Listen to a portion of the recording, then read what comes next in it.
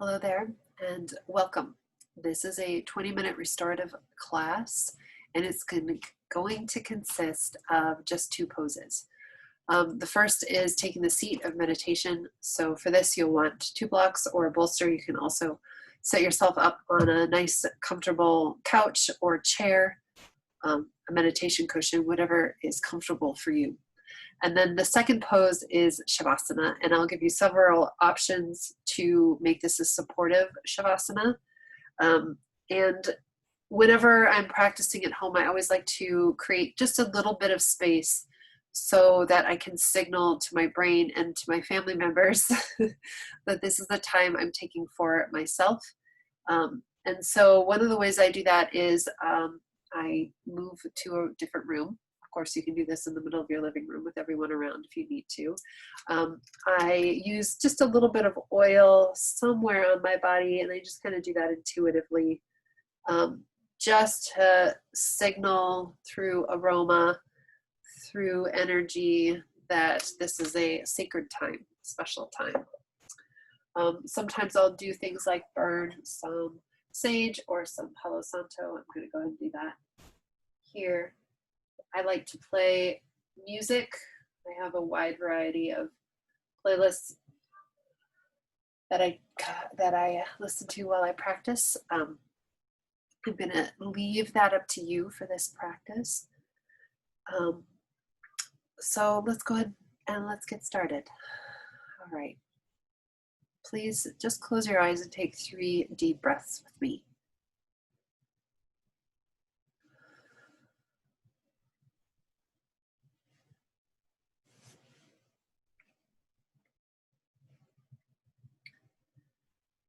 And then place one hand on your belly and another hand on your heart.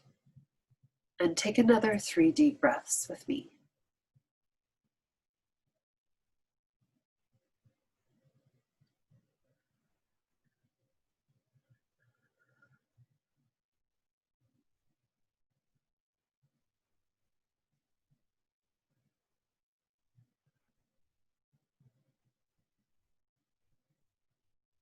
You can keep your hands here or just rest them in your lap.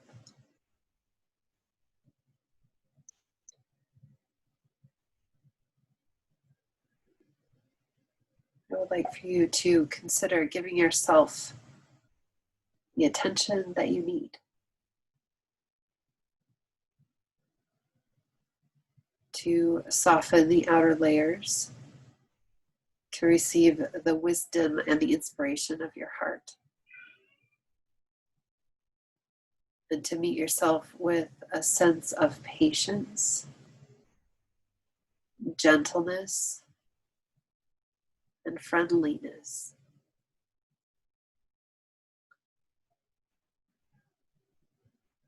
The energy that you hold within yourself is not only powerful,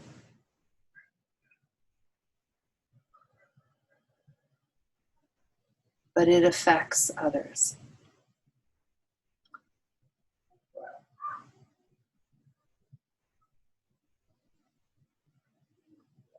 Take a moment to consider your baseline and consider where you are in the cycle. Are you at the beginning of something? Are you at the end? Are you at that place of unknowing? Are you at that place where you're working, striving? Are you at that place where you've had no choice but to let go? Notice with compassion. It's this noticing with compassion that brings about change.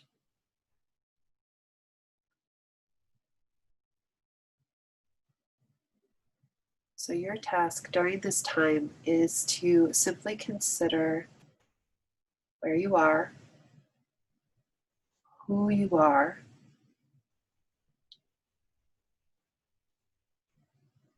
and allow this to be supported by your breathing.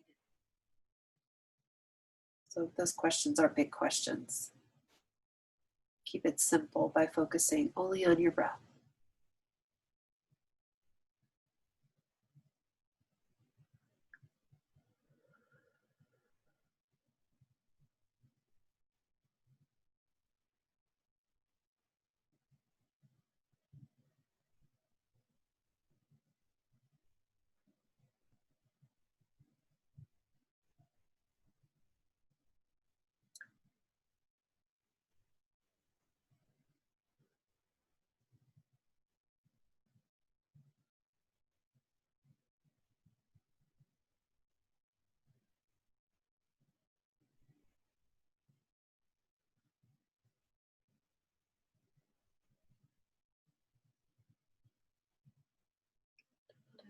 Gently open your eyes and make your way onto your back. You can, of course, come into Shavasana without any props or support. You will want a blanket. If you're lucky enough to have a weighted blanket, go and grab that weighted blanket and lie down with that on top. Couple options I want to give you if you have the props or if you have something close enough. One option is to set yourself up so your head goes here. That way you have your head supported. If this is the pose that you're taking, what you do want to do is make sure that your hips are on the mat, okay? So you don't want your hips up here, you want your hips on the mat, and then your upper body is supported and your head is supported here. Another option is to do something similar, but to have the feet elevated. So you can place the feet right here on the bolster. You can place your feet on the bolster and then place your head on a bolster at the other end. And those are kind of two options that you can take. Of course, there are many, many, many variations, but I'd like for you to go ahead and get yourself settled into a variation of Shavasana. If you have an eye pillow, place an eye pillow over your eyes. If you don't, you can cup your hands and just place them gently over your eyes. Another option is to take the elbow and just place the elbow over the eyes. So I'm going to give you a moment to set yourself up in Shavasana, and I will settle in here, hold the space for you. So corpse pose, the ultimate posture of letting go. For some of us, this is a very challenging pose.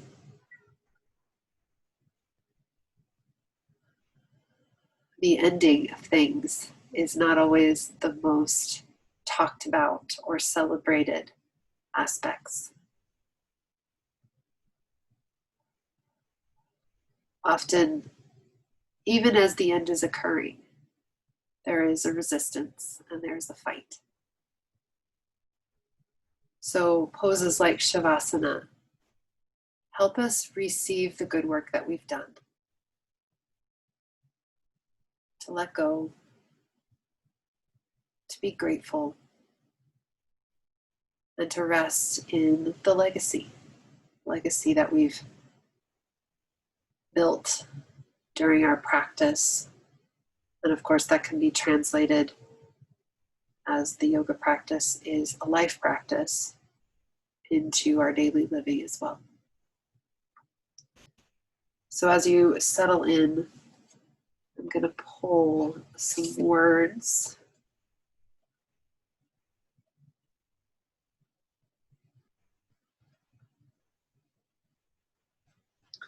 And I'm going to share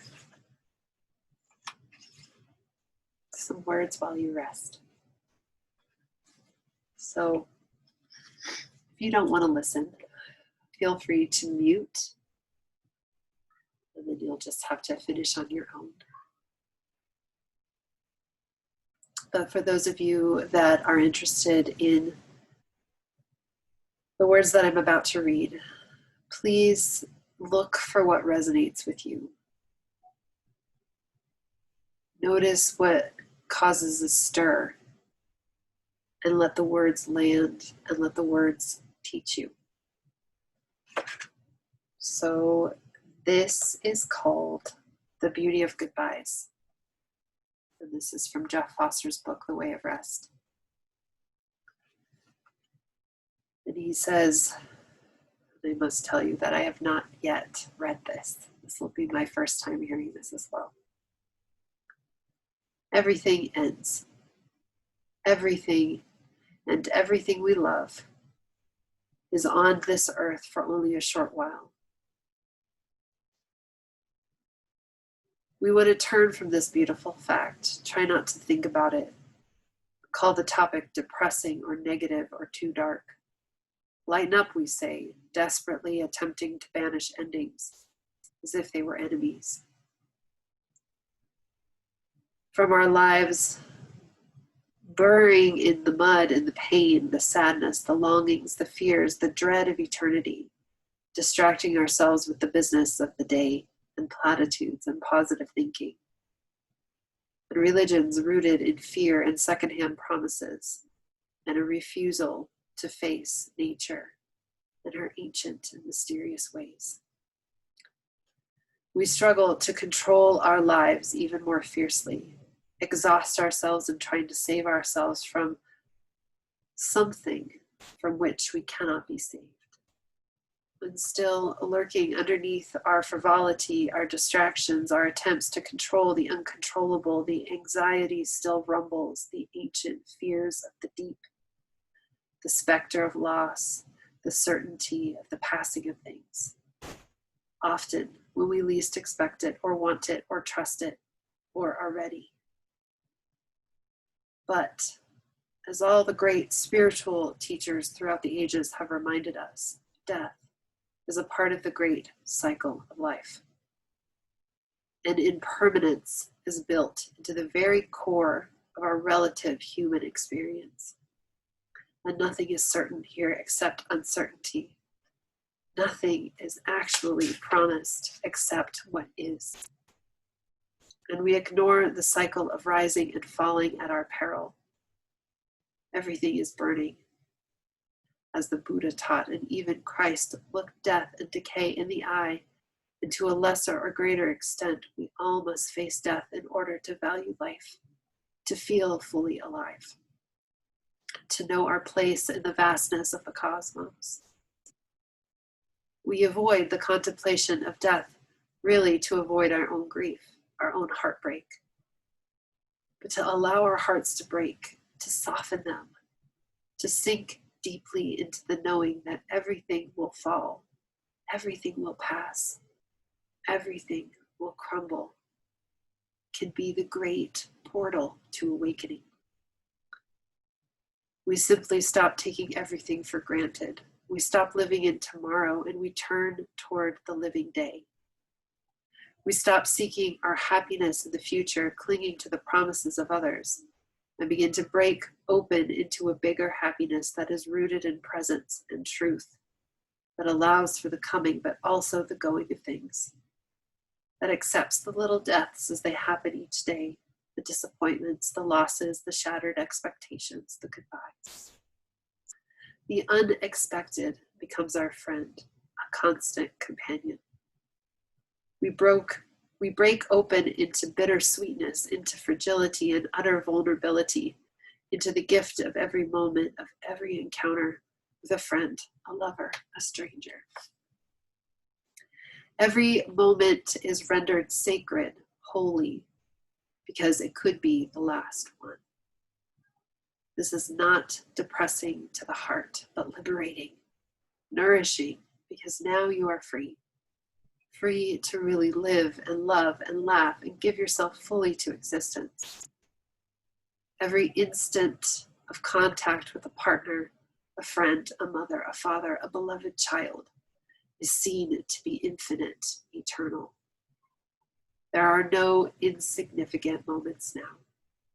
We allow our hearts to break as they open today, taking loss into the bigness of love, holding each other close as we walk our paths, learning to cherish our physicality even though it is burning, ephemeral, ending even as it begins.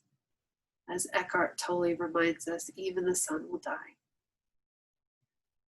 Everything is an illusion.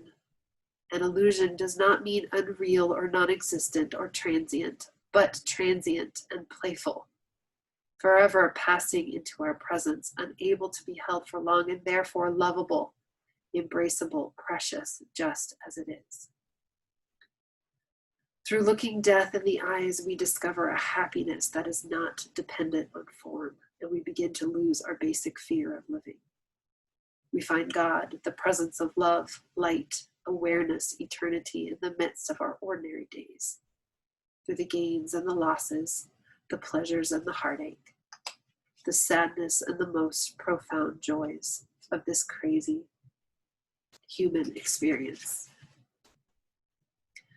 True love holds within it the contemplation of the loss of the beloved, as every true hello contains its own goodbye, as the sky holds the planets, as the universe holds both the birth and the death of distant sun.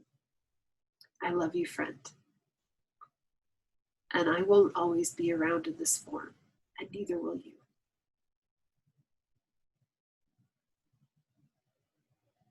But we are here together now, and that is everything.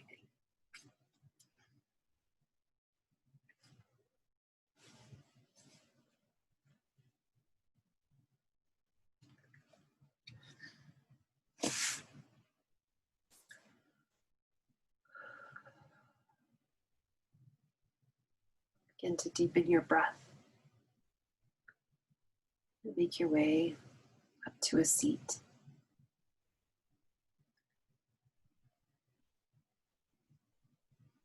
Place hand on the heart, hand on the belly. You and I share a light. You and I share a moment.